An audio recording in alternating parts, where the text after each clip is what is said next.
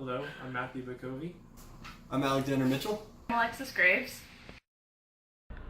For our project, we decided to make a weightlifting prosthetic.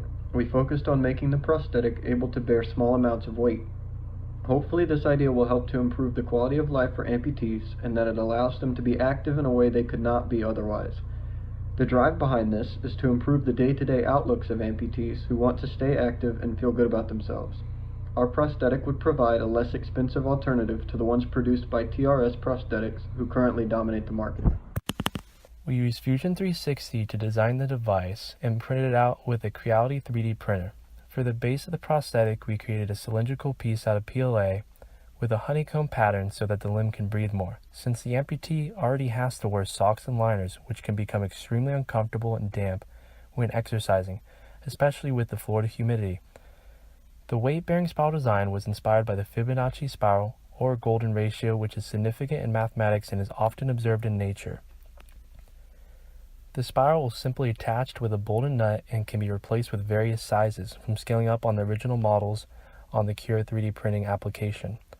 Also, you can thermomold PLA very easily by bringing the PLA close to its melting point, which is around 180 to 220 Celsius.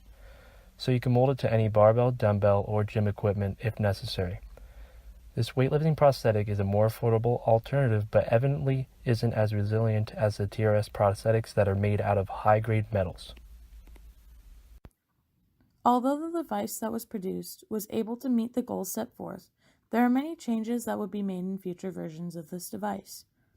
One of the changes made in the future to the honeycomb piece would be to have it 3D printed with two different materials. Those include PLA and Bendlaflex. The Bendlaflex would have a strap attached to it so that when the device is used, it can be secured to the wrist or forearm.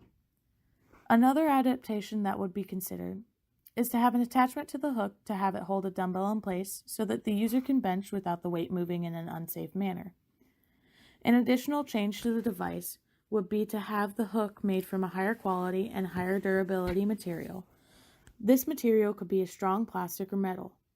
Another change would be to increase the hook width so that the amputees with one hand can use the device. This would allow them to balance the bar and have the weight evenly distributed throughout the user's grip, and allow them to move the device with more weight attached. Well, I grinned at her and she grinned at me through the brightest eyes I'll ever see. She said might be some work to be found for a guy broke down in a tiny town.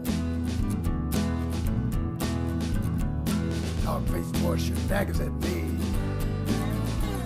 He's got designs on roses.